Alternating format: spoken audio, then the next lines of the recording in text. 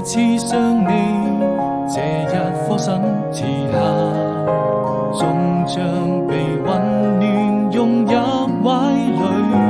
當我們彼此靠近，便不再有距離。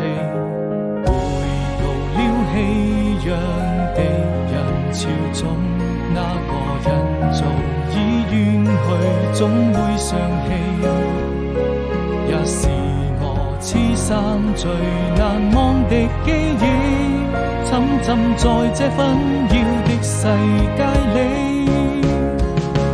當我逐漸迷失自己，感謝能遇見你，每次擁抱之後卻留下無聲的嘆息。